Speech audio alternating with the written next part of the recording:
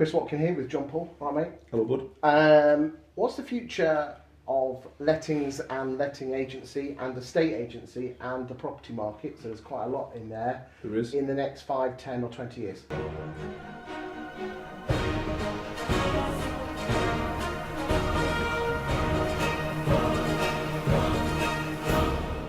I think it's regulation and more regulation. Okay.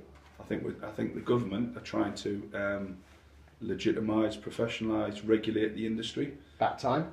I think so. Yeah. I think soft regulation is what we need. We definitely don't need hard regulation. We need to encourage people to come to the sector.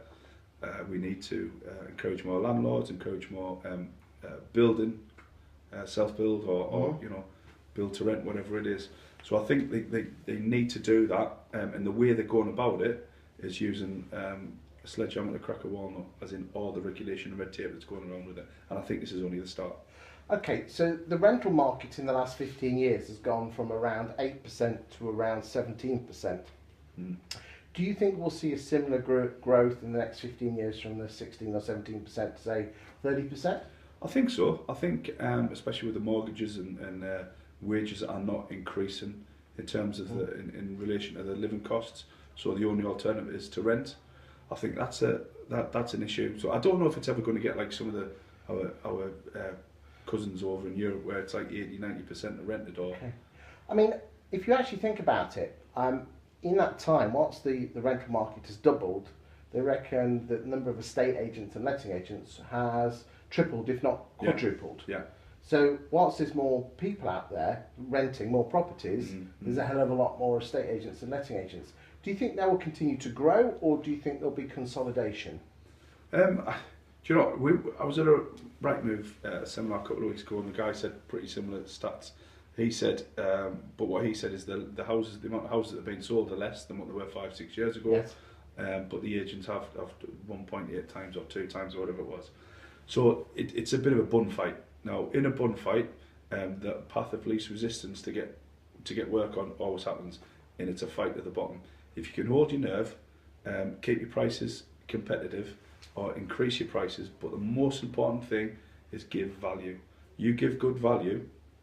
It includes service, all your innovations, etc., good customer service. If you can do that, you will carve out a little niche. And while 80-90% of your area are fighting for the bottom end, yes, you see, will have the top end. It's funny. I think estate agents. If you can imagine that a customer journey, number one is they're living in their house and they have no intention of moving for the next 10 years, and number 10 is someone just about to put the house on the market. I think estate agents tend to target those people at 0.9 or 9.5 when they're just about to put their house on the market. When in reality, I think they should be trying to get them beforehand, around when they're 3 or 4 or 5. Yeah. Why do you think estate agents are targeting people who are about to put their house on the market? I think they think that it's the right time to target that type of person. But they've already 9 times out of 10 they've made the decision. So when we spoke, I think it was last year, you asked me a question and it says, how do people choose? And the simple fact is, it's just the first 3 names that pop in the head. Obviously, if you live next door to an agent and you're good friends or your kids go to the same school, the chances are you're going to give them a shot. But in the main, it's just the first 3 names that pop in your head. So really, the job of the estate agent is just to get the name of your agency inside their head. Be memorable. Be remarkable. Be remarkable. To be remarked about. Seth Gordon. So if that's the case, how do you get the name of your agency inside their head before they need you? A couple of things. Good marketing, good consistent, solid marketing. Okay, hi, we're an estate agent, we're brilliant, we've won this award, we've been open since 2 BC, we're open 8 days a week, 367 days a year, that sort of marketing. We've sold this, we're brilliant, we're marvellous. Tell me to shut up, please. Shut up. No, that type of marketing, it's self-serving. That's the type of marketing. Why do you think estate agents do that type of marketing? Because I think it's what we do in life, not as estate agents. If somebody says, go and promote yourself, if you're a window salesman, you will say, my windows are the best, my windows are this, my windows do that, my windows do this. It's like, I was taught years and years ago, just treat it like a conversation. So if you went to a pub and someone started telling you how good they were, you'd be very put off by them. We've all been to parties and someone talks about themselves all night. Yeah, you just want to go back in the corner. Of course you do. But that's what we do as an industry. It is, yeah. You know, I think, you know, you look at an A5 flyer and it's they try and cram as many bullet points on it on how bloody wonderful they are. Yeah, yeah. And that'll work on some people, but the majority won't work on. Some people do like. Do you like to be sold to? Absolutely not. Do you think most people like to be sold to? Nope. That's what we do, isn't it? Yeah, it is, and I appreciate it. And when people you see, like to buy though. Yeah, people love to buy it. And when you see a good salesman in mid-floor, it's really good. And you know, you pick up tips and it's beautiful to watch. But people, you're right, don't like being sold to. No one does. So how do you think estate agents should market themselves then? Adding value, you know, helping people, serving the community, serving people, not coming across as salesy. There's nothing wrong if you do 10.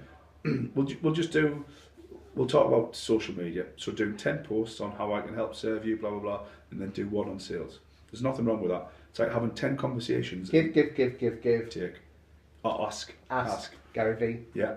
It's a little bit like, you know, having a conversation, you know, how can I help you? What can you do for you? What can I do? How can I do this if you talk about that? Oh, by the way, I've got this to sell. Do you want to come and have a look? Something like that. You know, so it's like you said, give, and then ask. Good.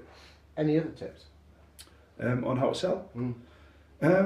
Be yourself. Don't be, you've got to be true to yourself. You've got to be congruent to your message. So you can't... What does that mean? Congruent. Sounds a big word. It does. I'll Google it. Just means consistent, really. Just be true to yourself. As in, if this is you, these are your values and beliefs.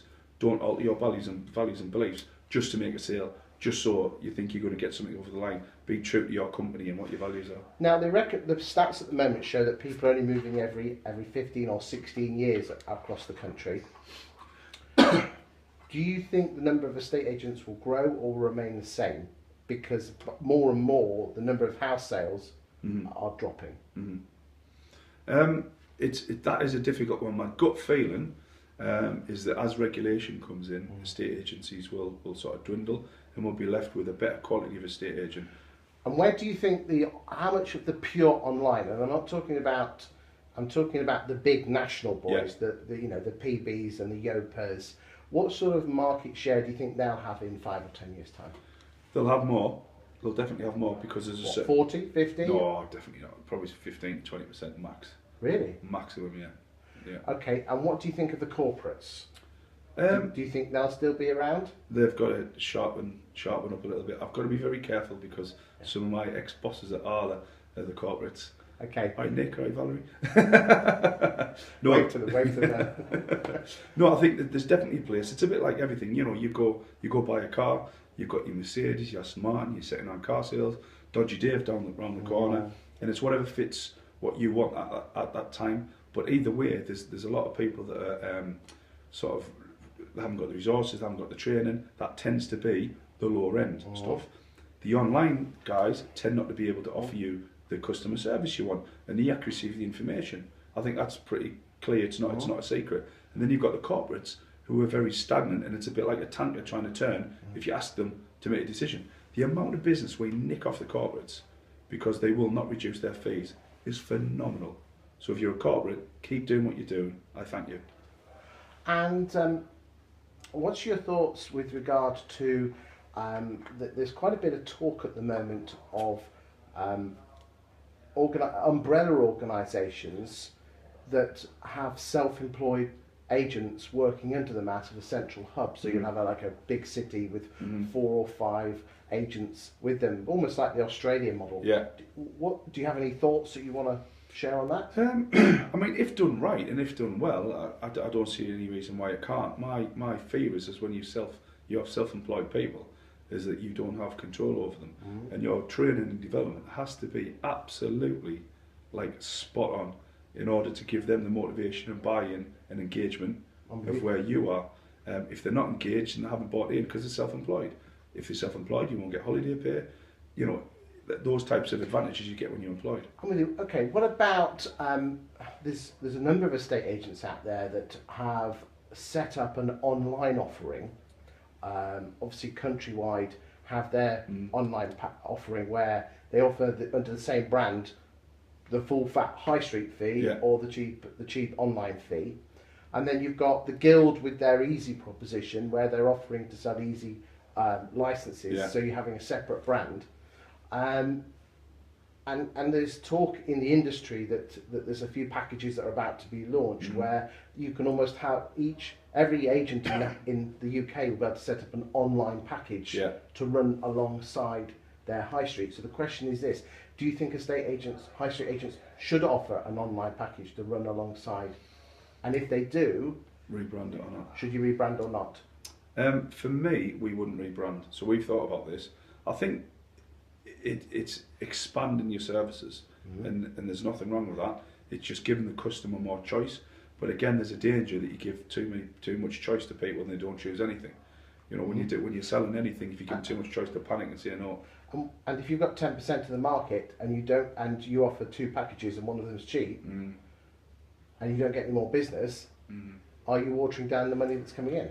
Do you know what the funny thing is? It depends on what statistic you look at, but online agents have got anywhere between 4% and 6% of the market at the moment, right? We are panicking and shitting ourselves over somebody who's got 5% of the market. Because if you were an estate agent 10 years ago and said there's cheapest chips agents in town who's got 4% of the market, you'd have said, oh, don't worry about it, we'll sort it out. But we're running around like headless chickens, aren't we? Oh, it's crazy. Be concerned, look to them. Be aware of it. Be aware of them. You know, they are disrupting the market, but for 5%. Let's not, you know, panic and put out the white flags. There's an awful lot of agents out there who seem to spend all their day worrying about purple bricks and what they're doing and not worrying about themselves. Exactly. Concentrate on what you're doing, and as I said before, look to them for inspiration and great ideas. But by goodness, don't be panicking and online agents and split brands and cheap chips, high price. Just know what you're good at, niche in it. If you are a good agent and you're selling properties, don't worry about it. Just continue to what you're doing, make yourself more efficient, look at your figures, and this is why when we speak about knowing your figures and knowing your stats and your KPIs, if all of a sudden you've got an online offering or someone else has got an online offering and it takes away from your business, then look at it. But if you're the number 1 agent and you keep selling properties, why the hell would you want to dilute it and take manpower off and have an online agent? I don't know. Or a cheaper option. I think online's a valid point, everyone's going to be online. But we're panicking, we're literally panicking. And if we're not careful, the very thing that we're afraid of, which is the online monster, we'll be creating our own monster and that will end up eating us up. Yeah, absolutely. Interesting times, mate.